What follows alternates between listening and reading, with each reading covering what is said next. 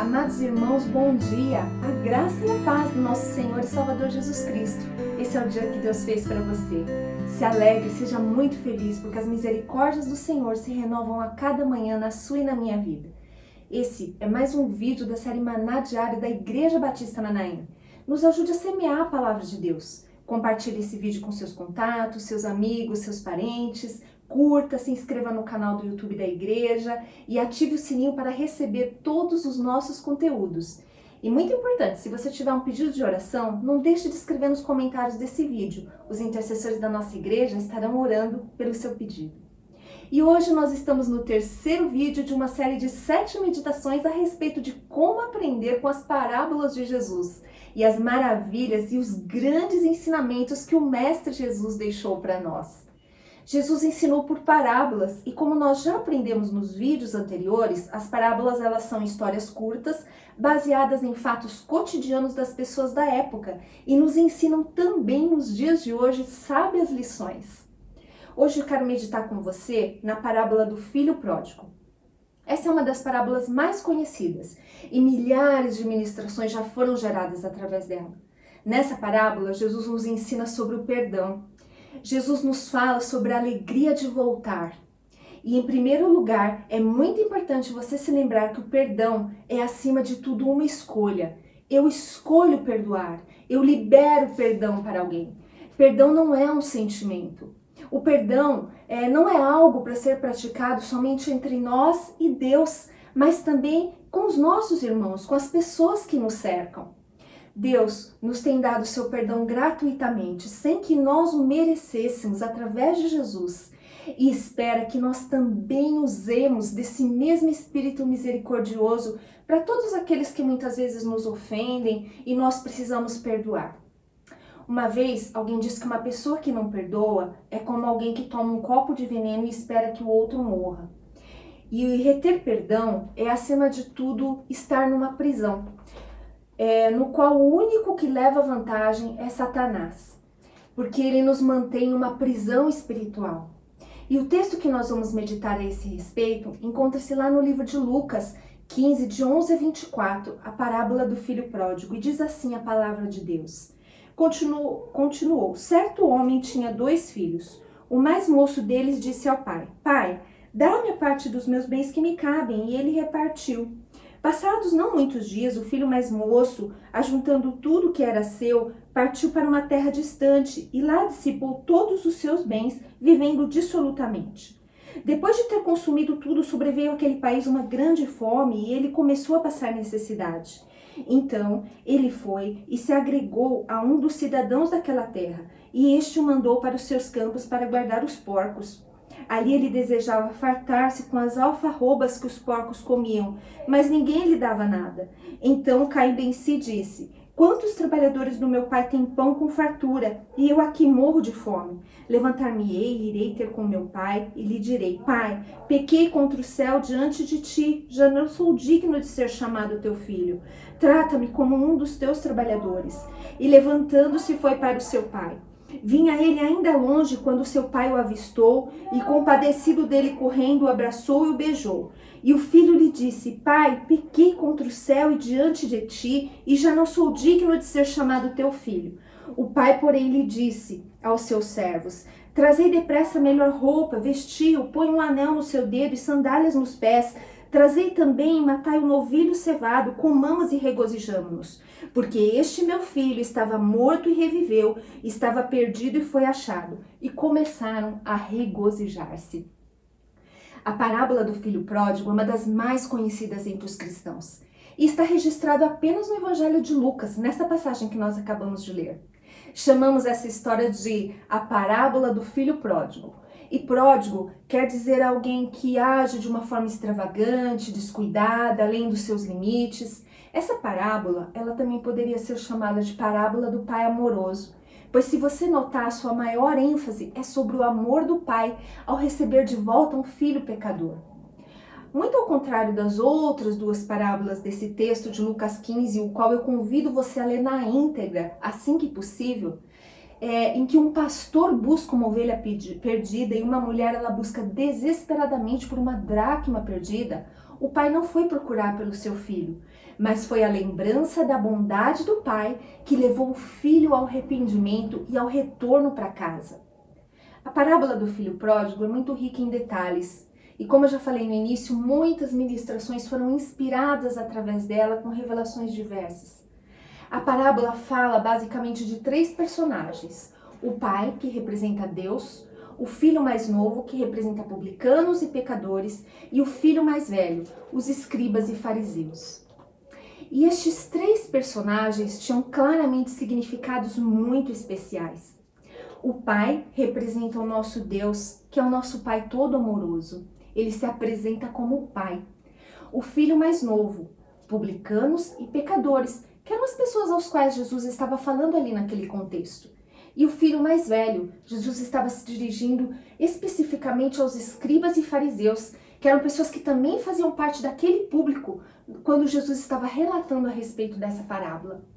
Antes de mais nada, eu gostaria de dizer para você que os publicanos, eles eram pessoas cobradoras de impostos, eles trabalhavam para o Império Romano, a serviço do Império Romano, eles eram judeus e por esse motivo eles eram considerados pelos judeus como traidores, portanto eram inimigos.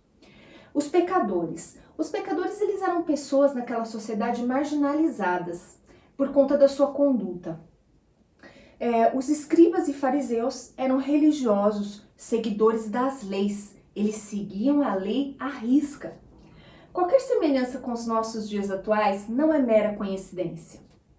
Aos judeus não era permitido nenhum tipo de contato com pessoas dessa classe. Porém, Jesus, contrariando toda a religiosidade hipócrita, tinha contato com essas pessoas. Ele comia com elas, ele estava com elas, ele as buscava.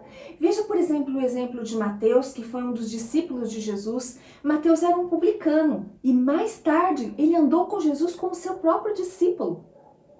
Os ensinamentos dessa parábola do filho pródigo, como toda a Bíblia, como toda a palavra de Deus, ela rompe barreiras de tempo.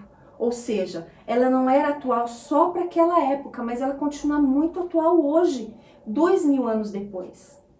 E eu quero te convidar nesse momento para fazer uma autoanálise profunda, como se nós estivéssemos na frente de um espelho. Se imagine na frente de um espelho lendo essas palavras de Jesus.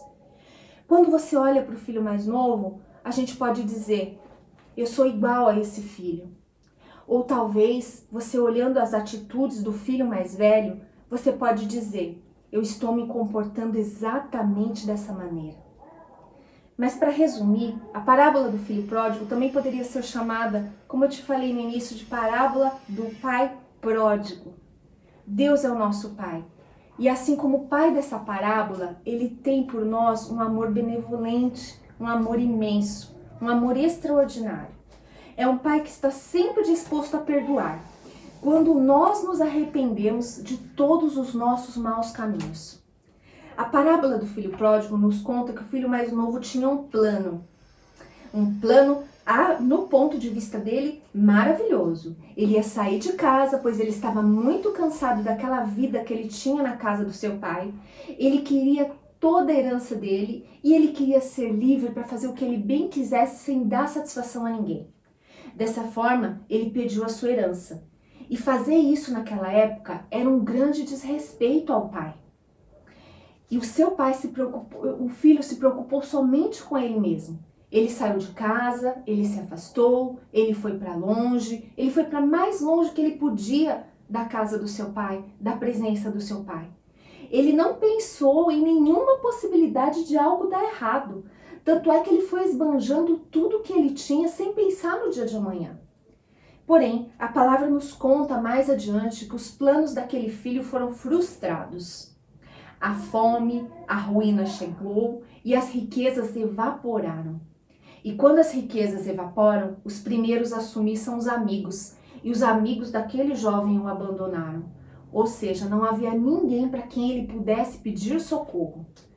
Então, não encontrando mais nenhuma saída, aquele filho mais novo foi trabalhar numa das mais humilhantes profissões da época para os judeus, um cuidador de porcos. Aquele moço, ele era judeu, e o porco para os judeus é um animal imundo. Pessoas que cuidavam de porcos também eram consideradas pessoas amaldiçoadas, porque aquele era um trabalho indigno.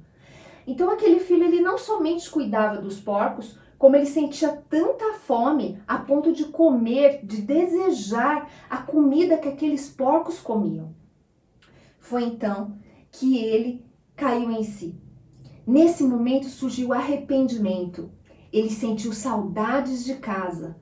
Os versos 18 e 19 desse texto dizem que ele reconheceu o seu erro como um pecado. Ele decidiu voltar para a casa do seu pai na posição de um empregado. Então ele elaborou todo um discurso e toda uma estratégia para comover o coração do seu pai. Porém, para surpresa dele mesmo, o discurso não foi nem usado. Ele nem precisou usar aquilo que ele havia ensaiado. Ao ver aquele filho, a palavra nos diz que o pai correu na sua direção, o que também era indigno para um ancião daquela época, porque não era possível que um ancião ele erguesse as suas vestes e saísse correndo. Aquilo era indigno. O pai, ele nem se preocupou. Ele não se preocupou com as tradições, ele não se preocupou com as regras. O pai não olhou também para a condição do seu filho, que estava numa situação de total miséria. O pai, ele olhou somente para o arrependimento, para o coração arrependido. Ele beijou e abraçou o filho, e assim o pai recebeu de volta ao lar aquele filho e o restituiu à posição de filho. Veja no texto que a palavra diz para nós que o pai providenciou roupa, que era um símbolo de honra. O pai providenciou um anel, que era um símbolo de autoridade. O pai providenciou uma sandália, que era um símbolo de que ele não era mais um escravo. Aquele filho era um homem livre, pois o amor do pai o libertou. No verso 24, a palavra diz assim: porque este meu filho estava morto e reviveu, estava perdido e foi achado, e começaram a regozijar-se. Temos aqui uma revelação muito profunda. Veja que a palavra diz que ele estava morto e reviveu. Ele estava perdido e foi achado. A morte, ela significa o grau mais profundo de decomposição. Ou seja, quando há morte, não há mais esperança. A própria vida foi restaurada. Nós podemos até mesmo dizer que houve uma ressurreição. Deus, que é o nosso Pai, através de Jesus, também pode nos restaurar dessa mesma forma a vida. O apóstolo Paulo escreveu lá no livro de Efésios, lá no capítulo 2, no verso 1, dizendo que Jesus, ele nos vivificou quando nós estávamos mortos em nossos pecados, em nossos delitos, em algumas traduções. Temos também o relato a respeito do filho mais velho nesse texto. A palavra segue dizendo que o filho mais velho, ele vendo tudo aquilo que estava acontecendo, ele se indignou. Esse filho, ele nunca se afastou do seu pai, mas por curiosidade, e conforme a gente pode notar nesse texto, ele também nunca esteve próximo ao seu pai. O filho caçula foi aquele que se perdeu, fora da casa do pai. Ele saiu, ele foi para terras distantes e se perdeu. E o filho mais velho? Ele se perdeu dentro da casa do próprio pai. Nas palavras do filho mais velho, a gente vê que ele encarava o seu relacionamento com seu pai como se fosse uma recompensa. Até mesmo nas palavras que ele diz. Perceba que o filho diz que esse teu filho, ele não diz meu irmão. Ele era um estranho dentro da sua própria casa. Ainda assim, nós podemos ver mais uma vez o pai tratando o filho primogênito com todo o seu amor. O pai se dirige também àquele filho e faz um convite a ele. Meu filho. E essa palavra, no original grego, é uma expressão utilizada que significa meu menino. Ou seja, transmitindo um sentimento de total amor. O pai, ele também usa a expressão esse seu irmão. Ou seja, o pai considerava aquele filho como um membro da família. E aqui fica um importante alerta para nós, uma importante reflexão. Se a nossa comunhão com Deus está rompida, nós nem conseguimos ter comunhão com os nossos irmãos. Da mesma forma, se abrigarmos em nosso coração algum tipo de rancor contra os outros, contra as pessoas, também nós não somos capazes de ter comunhão com Deus, que é o nosso Pai. Esse é exatamente o retrato desse filho mais velho dessa parábola. Neste capítulo, a gente pode ver que todos se alegraram e começaram a regozijar-se, menos o irmão mais velho. Ele não quis perdoar o seu irmão e logo não sentiu nenhuma alegria no retorno dele para casa e em tudo aquilo que estava acontecendo. Ele poderia ter se arrependido, ele poderia ter participado da festa, ele poderia ter se alegrado, mas ele não quis por opção própria. Não apenas a parábola do filho pródigo, mas todo o capítulo 15 do Evangelho de Lucas aponta para o imensurável amor de Deus. A parábola do filho pródigo nos ensina que o pai busca, que o pai traz de volta e o pai se alegra com a conversão do pecador, que é operada pelo Espírito Santo de Deus. Eu quero te convidar a refletir nesse dia. Quem somos nós se você estivesse de frente para um espelho analisando essa parábola? Quão perdidos nós estamos? Será que nós merecíamos esse cuidado tão pessoal do próprio Deus? Tudo que podemos dizer é que Deus, Ele ama, Ele nos ama, de uma forma que nem os próprios anjos compreendem, a palavra diz isso. E o único caminho que nos leva para a casa do Pai é Jesus. Esse é o único caminho. Então eu quero te convidar para refletir. Qual tem sido a nossa posição para com os perdidos no mundo lá fora? Nós temos odiado, maltratado, criticado, julgado, tratado com indiferença? Ou nós estamos recebendo eles com alegria? Nós estamos nos alegrando com o seu arrependimento? A palavra diz que há festa no céu quando um pecador se converte. Agora refletindo sobre o nosso relacionamento com o nosso Pai Celestial. Como nós estamos nos comportando? Queremos somente aquilo que o Pai pode nos dar e pedimos, mas queremos estar longe dele, cuidando da nossa própria vida, fazendo as coisas da nossa maneira? Ou será que nós estamos dentro da casa do Pai, mas nós não temos intimidade com Ele? Não temos intimidade através das ferramentas que Jesus nos deixou, que é a palavra e a oração. Achamos apenas que as nossas obras, a nossa bondade, o nosso bom caráter é capaz de nos salvar e está tudo certo. Que a gente possa refletir nessa manhã e entender que a graça de Deus são pelos méritos de Cristo e não pelos nossos próprios méritos. Não há nada em nós mesmo que possa nos dar a salvação. Deus se alegra e há festa no céu por um pecador arrependido. Se hoje nós temos uma morada na casa do Pai, se nós temos uma esperança de vida eterna, mas se nós não estivermos mais mortos e perdidos em nossos próprios delitos, isso tudo é obra redentora de Jesus Cristo na cruz. A palavra de Deus também nos diz lá em Colossenses 3,13: suportem-se uns aos outros e perdoem as queixas que tiverem uns contra os outros. Perdoem como o Senhor lhes perdoou. Eu quero te convidar para orar nesse momento. Senhor nosso Deus, nós te agradecemos pela Tua palavra que é viva, pela Tua palavra que é eterna e pela Tua palavra que é eficaz. Senhor, nessa manhã, Pai, eu te peço, Pai, que o Senhor venha mesmo, Senhor, alcançar, Pai, cada um daqueles filhos, Pai, pródigos que estão longe, Senhor, da casa do Pai. Venha alcançar, Senhor, também aqueles, ó Pai, que estão dentro da sua casa, Senhor, mas muitas vezes, ó Pai, se sentem frios, se sentem, ó Pai, sem a Tua presença, se sentem abandonados. Pai, que querem somente um relacionamento, ó Pai, contigo, não um relacionamento daquilo, Senhor, que nós podemos, Pai, ter, somente um relacionamento daquilo que nós podemos ter, Senhor, se te servirmos, Senhor. Mas nós não queremos ter, nós queremos ser, nós queremos estar contigo, querer sentir, Senhor, a Tua presença, Pai, mais e mais, Senhor, a cada dia. Eu te peço, Senhor, venha nessa manhã, venha nesse dia, Pai, que se chama hoje, alcançar a cada vida, Senhor. Porque como nós lemos, a festa no céu quando um pecador se arrepende. E que nesse dia, Senhor, corações arrependidos, Senhor, possam estar quebrantados e contritos, Senhor, diante da Tua presença. Abençoa, Senhor, tudo aquilo que fizermos, tudo aquilo que tocarmos, que não seja para nós ou para o nosso propósito, mas que seja somente para o Senhor. É o que eu te peço e te agradeço em nome de Jesus. Que você tenha um dia abençoado na presença do Senhor. Deus te abençoe em nome de Jesus. Você pode acompanhar todo o nosso conteúdo no Instagram, no YouTube e no Facebook. Deus te abençoe.